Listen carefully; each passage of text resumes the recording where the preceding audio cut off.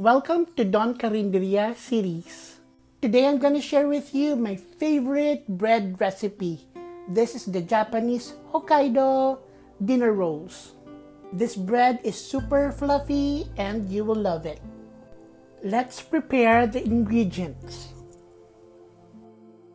The secret to the fluffiness of this bread is in the Tangzhong. And that's what we're going to make first. In a small saucepan, combine 2 tablespoons of all-purpose flour and 3 tablespoons of milk plus 3 tablespoons of water.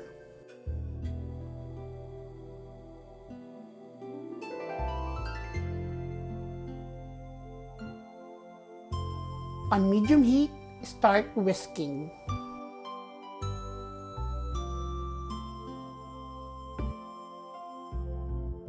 Until the Tangzhong becomes thick.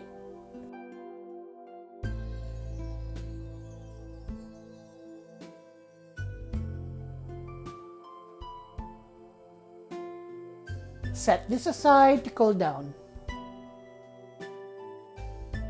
Now we're going to make the dough.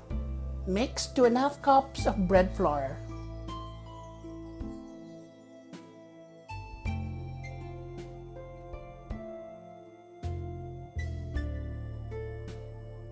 With 1/4 cup sugar and 1 teaspoon of salt.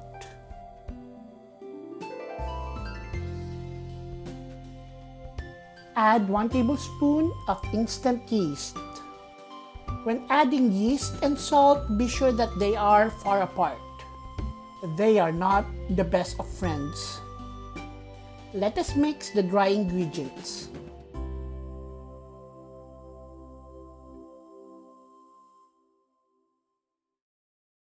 Once your Tangzhong is not hot anymore, let's bring it back in the game. We'll be adding 1/2 cup of milk. Mix it up a little. We'll mix the 2 ingredients together.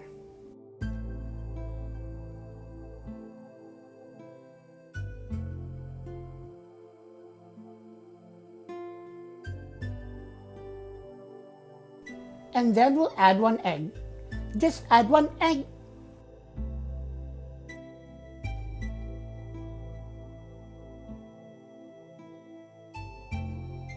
Mix everything together until homogeneous.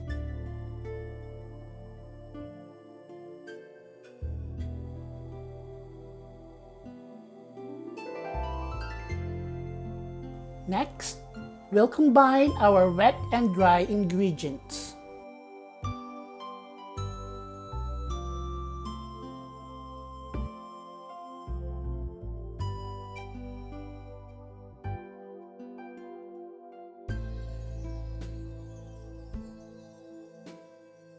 To help you out in the mixing, use a spatula.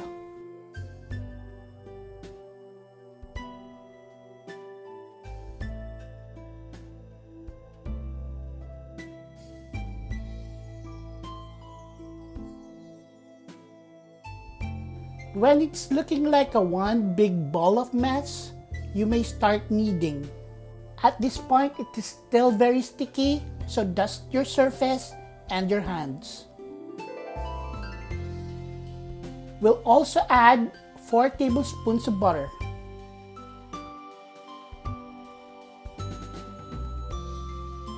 Don't worry if it looks like it's too buttery, just keep kneading.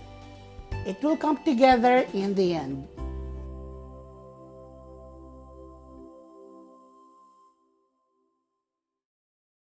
When we are kneading, we are actually strengthening the gluten.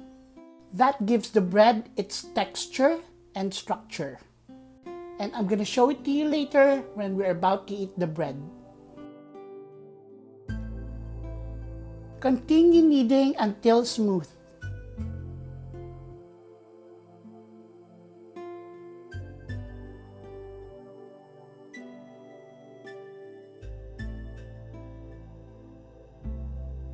After about 12 minutes, 15 minutes, you'll notice a change. Your dough becomes elastic and smooth.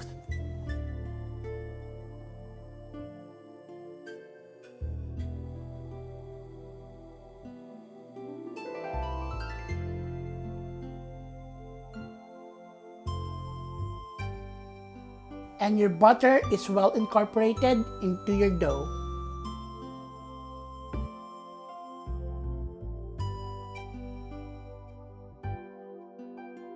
When your dough is fully kneaded, shape it into a ball.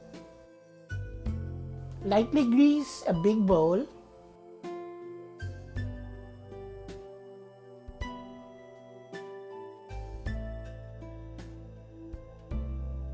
Place your dough inside and cover the bowl with plastic wrap.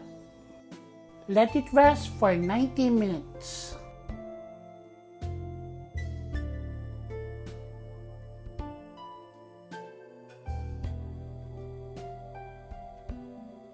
After 90 minutes, let's check out our dough.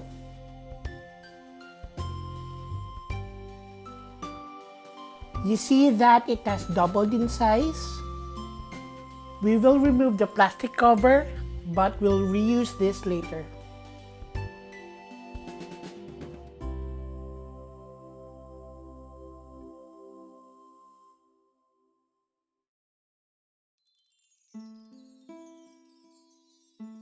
We will do now the poke test. If it doesn't spring back, you're good to go. That means your dough has proofed enough.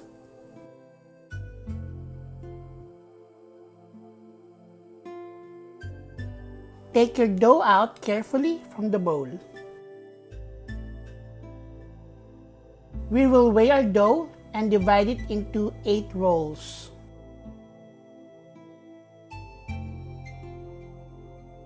Shape your dough into balls and place them one by one into your greased pan. Follow a circular pattern. Once again, cover your dough balls and let it rest for 40 to 50 minutes. This is a good time to preheat your oven at 350 degrees Fahrenheit.